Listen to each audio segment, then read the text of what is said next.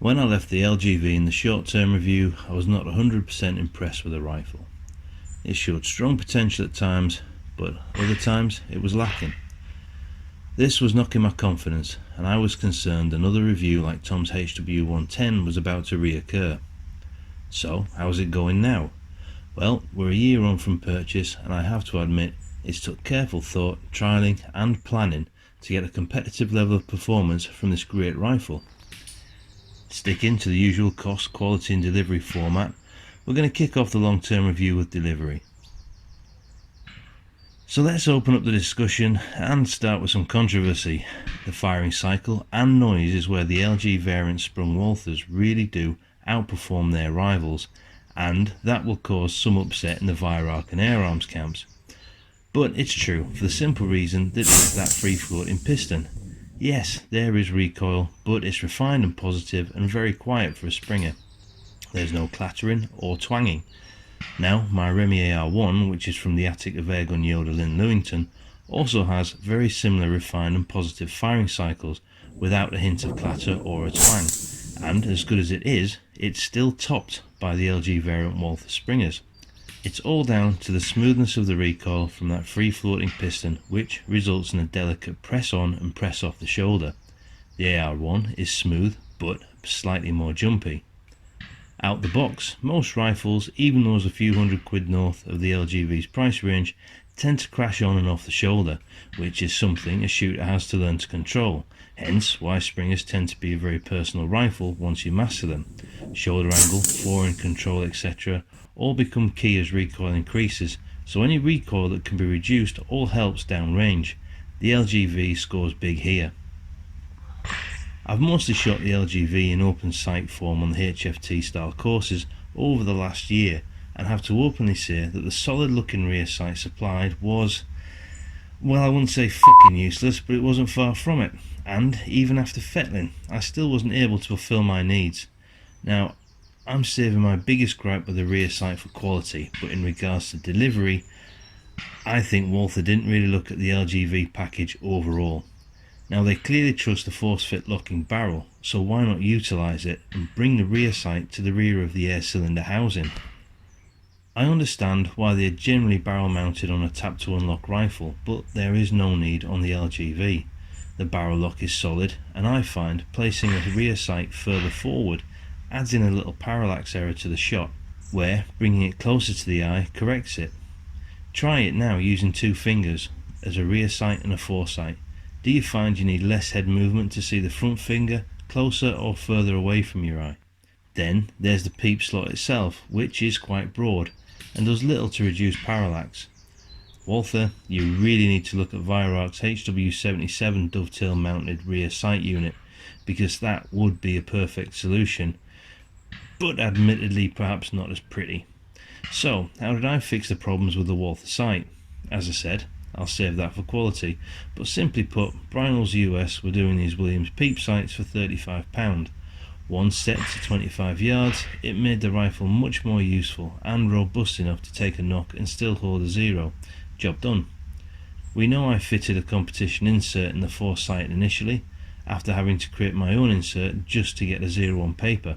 However, it was tinkered further with to allow better light transmission using foil tape, and I also fitted and modified the thinner Walther insert to give a DIY true glow. There was no real need to do this with the insert, as it works well out the box with the Williams peep, but I needed something extra for better contrast against the targets on the course at Cosford and Barbie. So what has all this open-sighted tinkering actually done for me? I'm now shooting sub 1 inch groups at 25 and 30 yards accurately, consistently and repeatedly, but mostly confidently. A complete change from 12 months ago. On scope though, it's much tighter. I haven't really shot a specific 10 shot target set as yet, but I have shot it so much over the year, and we're talking several thousand pellets, but as this stack of roundabout 10 shot group targets show, at any range we're in mid PCP territory with this spring rifle. One area that did require some attention to get these groups was pellet choice. Some pellets, such as H&N Field Target Trophy and RWS Superfield, were so effective to tighten the breech that they actually left imprints on the thumb, leaving it a bit sore after a good plink at Barbie. Think about it, if it's tight here, then what about at the choke? In the short-term review, I commented on the 10.9 foot-pound being a tad under what I like to see as a minimum, and it's been a niggle on all the Walthers I have. So, is all this interference fit from the pellet causing friction? And is this the root cause of the sub 11 foot-pound performance at the muzzle? Using better fitting pellets, JSB exacts, they reduce the power further down to 9.51 foot-pound. So now I have less interference. Do I think I also have some blow-by on the pellet now? The feet per second split over the chronoed 9.51 foot-pounds was 46.2 feet per second. Some experimentation rodding the barrel showed H&N Field Target Trophies to need around 900 grams of pressure to pass through the choke, and around 500 grams for JSB exact, and just under 600 for a Daystate Rangemaster Sovereign. Now, there's going to be a bit more work for me to understand these numbers further to possibly get the performance I need, but right now it's knocking down targets at 50 yards, so the power isn't my biggest concern, but it's annoying it's not what it should be, which for me is a tad under 12 foot-pound, and this rifle can be anywhere from 9.5 to 11 foot-pound depending on the brand of pellet. And it's probably worth remembering this the next time that new rifle of yours is a tad underpowered. Do the pellets sit loose or tight in the breech? Yes, there is the addition of an adjustable air stripper from Rowan Engineering to comment on, which has helped keep those groups a few millimeters tighter at range, because let's face it, I'm not blessed with pellet choice on this rifle as we saw in the short-term review. Have to say though, all these targets were minus the air stripper unless otherwise shown with a red dot. Moving on to quality, here on the SOC we don't prep the rifles for short-term reviews, we pull them out the box and give our 10 pence on what we have. Long term we may have a tinker if required, as we want to try and get some performance out of it or fix any issues we have. And the LGV was not without its faults in the early days, granted. We already showed this in the short-term review. In fact, there were many Sunday afternoons spent head scratching followed by evenings of teeth sucking, trying hard to work out where the issues were before I went anywhere near the rifle with tools. Basically, I didn't want to give a review of a tuned rifle, so I had to figure out the root cause, then either fix it or send it back to Armex to have it fixed. As a guide, I generally work within 3 areas on rifles: accuracy and consistency, and finally repeatability of groups. The LGV would, for brief periods, show 2 areas, accuracy and consistency, but repeatability was never there, other than being repeatably inconsistent. Finally, I could take no more, and I decided the best thing to do was pull it to pieces, change nothing and put it back together again, with no new parts or tickling, and go from there. So I placed the Allen key in the 4-stock left hand bolt, and yep, very loose. Right bolt, loose. Trigger guard bolts, tight. I decided to tighten the 4-stock bolts and shoot a group. How stupid did I feel when it shot perfectly? I should know better. Sorry Armex, but that was the accuracy issue root cause. Siegmund at Walther was thinking about Schnitzel or Fraulein Helga from the Biergarten and forgot to tighten them. So, with that out the way, what else has been an issue? I picked fault with the trigger not resetting when cocking the rifle in the short-term review. This is the biggest FAQ on Google regarding this rifle, and generally it's because people fuck about with it without understanding it. Well, for me, rather than try and mess about with it, I left it, and this is not repeated once it bedded in. Although there are lots of negative threads on this failure, in honesty it was not as serious as it sounds.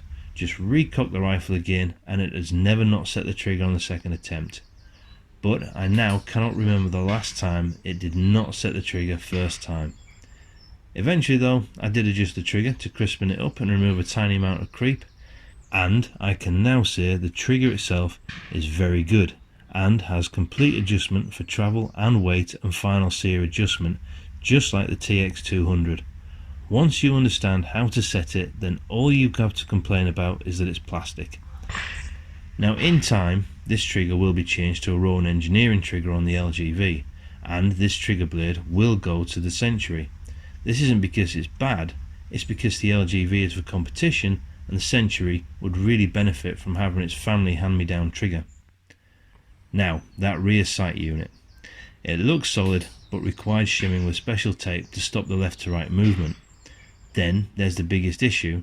There was not enough adjustment on the elevation to get a zero closer than Mordor. It really was that far away. The peep slot was also very broad and allowed for too much movement. All this was really a shame.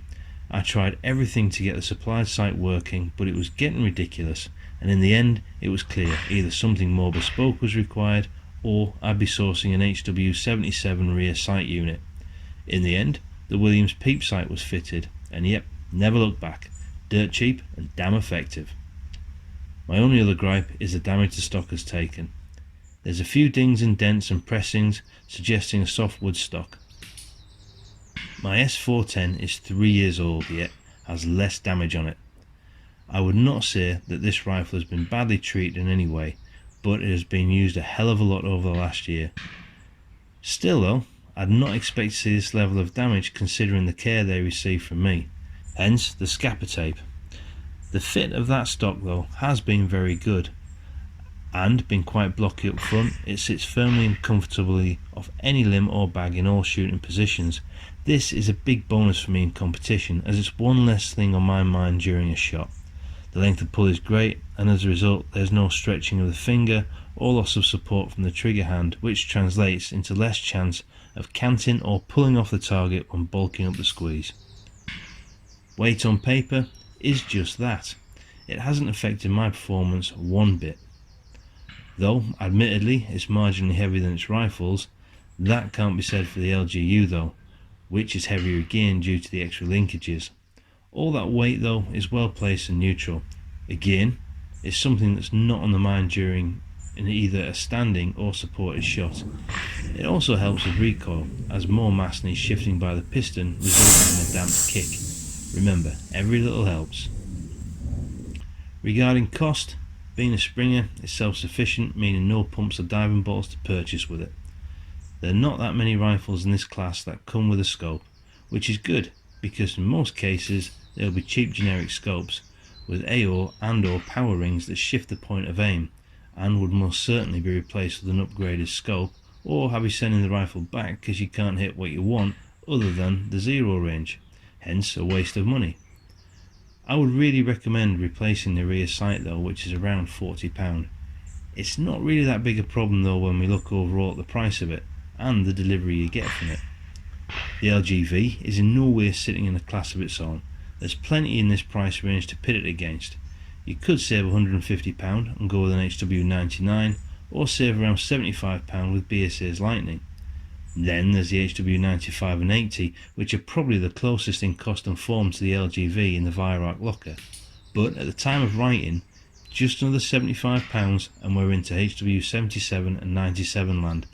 Both of these, as well as the HW99, come with great rear open sights, but I know the £40 Williams Peep is much better, and even with that purchase, it still comes in cheaper than a base HW77. Yet, within £150 more of the LGV Master is Air Arms' TX200s, but you would need a scope to use them. Thing is, where the LGV is priced, it's kind of at a price where another £150 or £150 saving is actually a serious decision. It sits slap bang in the middle. Now we can't accept the same level of performance from the BSA or 99, and on paper downrange there won't be that much in it, if any, with the 77 or TX200, but the feel and noise of the LGV and used delivery is where I get passionate, as out the box next to the LGV or U, they all sound like a car crash. My personal thoughts are the LGV model I have is very well placed in the market, and even if you get the posher models in the HW77 to TX200 range, I don't think you'll be disappointed against those market favourites. The LGV is a true underdog, overlook it at your peril. This particular model, which is a true to the original LGV, is a real gem at a price that is really unrivaled, and I think the posher models are also correctly priced. and deserve to be where they are, fighting with the HW77 and TX200. And that's it. That's all there is to say. It's such a functional, well built and well priced piece of kit, there's nothing more to discuss. In summary, yes, there was some build issues to begin with that hurt the rifle, but comments of viewers and owners below will show this to be the exception rather than the rule. I'm confident of that as the comments build. Once the rifle is bedded in and settled, and once you've got acquainted to it and had the trigger set properly, it lives up to its predecessor's name. I can vouch for that, and let's face it, James Bond's a bit of a Walther fan too. And what's more, with that Williams peep sight and Rowan air stripper, well, enough said. Maybe one more thing. A 3-colour laminate LGV Master stock in dark and light greens with a white layer in there, an S&O cut into and under the pistol grip, an SOC cut into the sides of the forestock, basically an SOC rifle stock. Kit them up with their own air stripper and trigger, slap on a Williams peep sight, a combination I worked to develop, and you have one hell of a basic competition rifle. Hell, Armex, do 250 of them and watch them fly off the shelves.